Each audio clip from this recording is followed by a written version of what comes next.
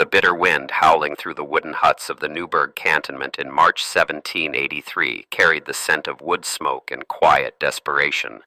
Victory over the British Empire was all but secured, yet the men who had bled to win it were freezing, starving, and dressed in rags. The war was technically ending, but the peace felt entirely hollow. Inside the cramped, dimly lit quarters of the Newburgh camp, a dangerous new enemy was taking shape, born not of foreign tyranny, but of domestic betrayal. For months, the soldiers of the Continental Army had waited for the compensation they were promised.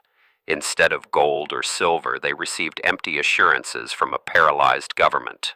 Resentment festered in the damp cold, slowly hardening into a collective burning fury. These were hardened combat veterans who had survived Valley Forge and Yorktown, only to face the prospect of returning to their ruined farms with absolutely nothing. Whispers of treason began to echo across the snowy parade grounds, growing louder with every passing day. An anonymous letter suddenly appeared in the camp, passing swiftly from hand to hand among the disgruntled officers. The author, writing with venomous eloquence, articulated the exact grievances that had been chewing at the souls of the men.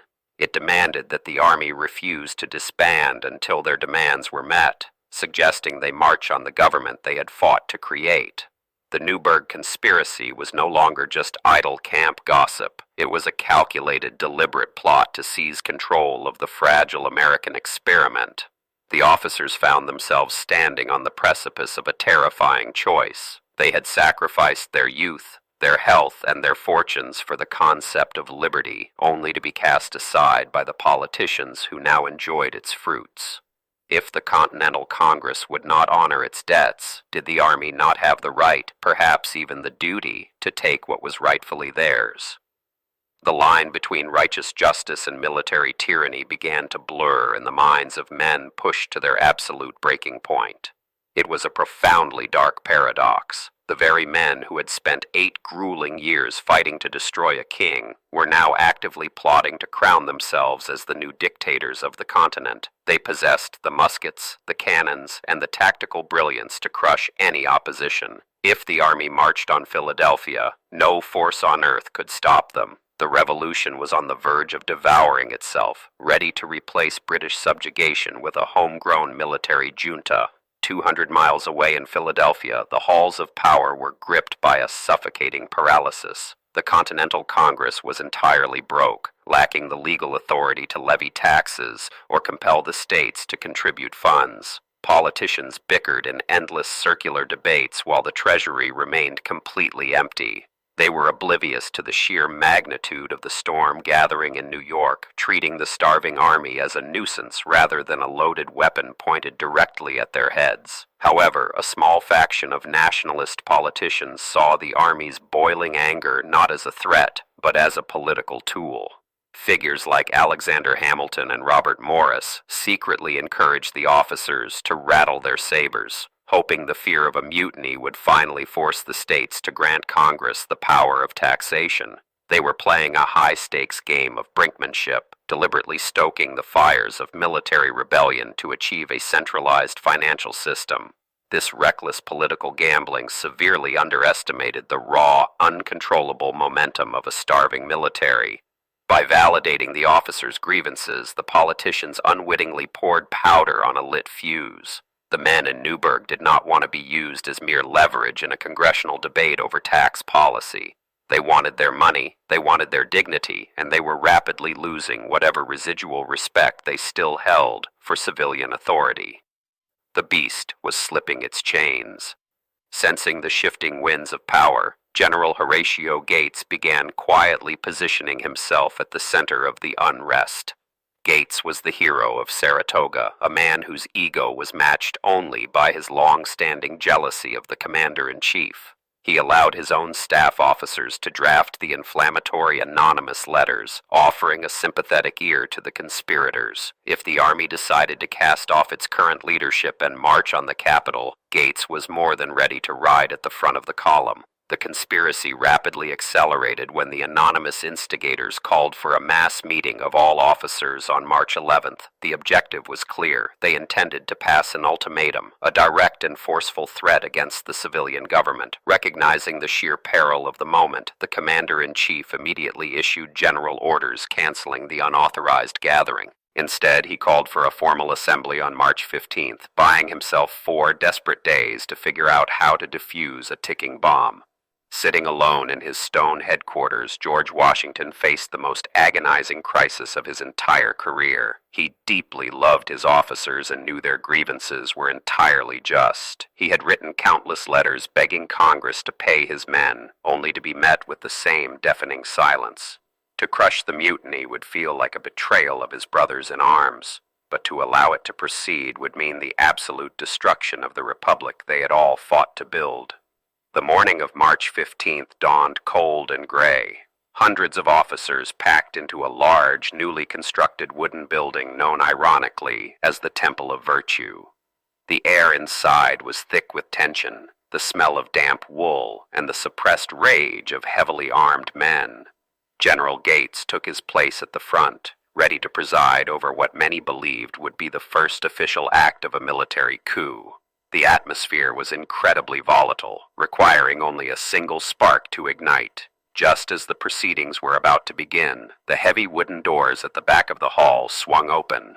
George Washington strode into the room entirely uninvited and completely unexpected. A heavy, suffocating silence fell over the assembly. The conspirators exchanged nervous glances, their grand plans suddenly complicated by the physical presence of the man who had led them through hell itself. Washington walked deliberately to the front of the room, asked Gates for permission to address the men, and turned to face his furious army. He unfolded a carefully prepared speech and began to read, his voice cutting through the freezing air of the hall. He appealed to their shared sense of honor, their patriotism, and the sacred trust they held with the American people. He warned them that turning their swords against the government would open the floodgates of civil discord and ruin everything they had achieved. But as he spoke, he could feel the coldness in the room. The men were not moved. Their faces remained locked in bitter, stony defiance. The officers had simply heard enough soaring rhetoric over the past 8 years. They respected their general, but respect could not feed their families or pay off the debts waiting for them at home. They wanted action, they wanted justice, and they were deeply tired of Washington urging patience while politicians in Philadelphia dined in comfort. The conspiracy was holding firm against his words. The mutiny was still breathing, still alive in the hardened stares of the men sitting before him. Recognizing that his prepared remarks had failed to break the ice, Washington made a desperate pivot. He remembered a letter he had received from a sympathetic member of Congress, a document that promised ongoing efforts to secure their pay. He announced that he would read this letter, hoping the evidence of political support might soften their hardened hearts. He pulled the folded parchment from his uniform coat and stared down at the ink, but the light in the wooden hall was terribly dim. The commander-in-chief hesitated, squinting at the paper in his hands. The text was small, and the words blurred together into an illegible smear. For a grueling, uncomfortable moment, the great invincible general stood silently before his men, fumbling with the document. He looked suddenly old, suddenly frail. The towering figure who had held the revolution together through sheer force of will was struggling with a simple piece of paper, exposing a physical weakness none of his officers had ever seen. To save the Republic from a military dictatorship, he did not draw his sword or issue a booming command. Instead, he reached into his pocket and pulled out a pair of wire-framed spectacles. He had recently received them from an optician in Philadelphia, and he had never worn them in public. To put them on in front of his battle-hardened officers was a profound surrender of his own legendary mystique. It was a quiet, domestic gesture in a room primed for violent revolution.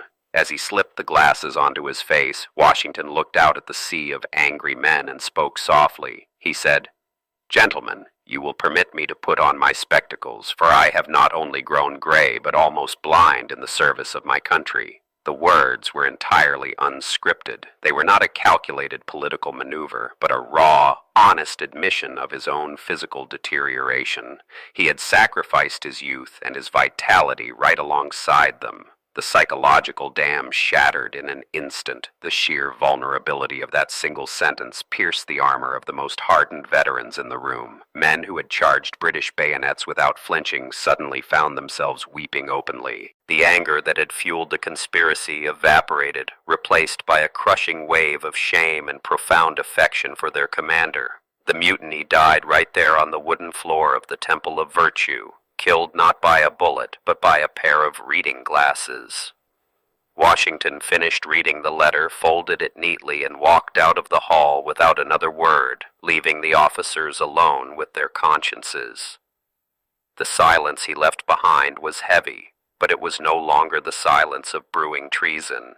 It was the silence of deep reflection. Within minutes, the very men who had been plotting to overthrow the government drafted a unanimous resolution expressing their unwavering loyalty to the Continental Congress and their absolute rejection of the anonymous mutinous letters.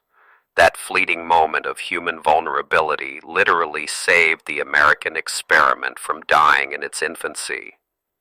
By choosing to expose his own frailty rather than assert authoritarian dominance, the general reinforced the most critical foundational principle of the new nation. The military would forever remain subordinate to civilian rule. The armed forces would be the servants of the Republic, never its masters. It was a precedent set not by a constitution, but by the moral gravity of one man's character. The legacy of 1783 echoes through every peaceful transfer of power in American history. The Newburgh crisis proved that the greatest threat to liberty often comes not from enemy armies, but from the righteous anger of those who feel betrayed by their own system. Yet it also proved that true leadership requires the courage to lay down power when it is most easily grasped. In a freezing wooden hall, a tired, aging soldier looked through his spectacles and saw the future of a free world.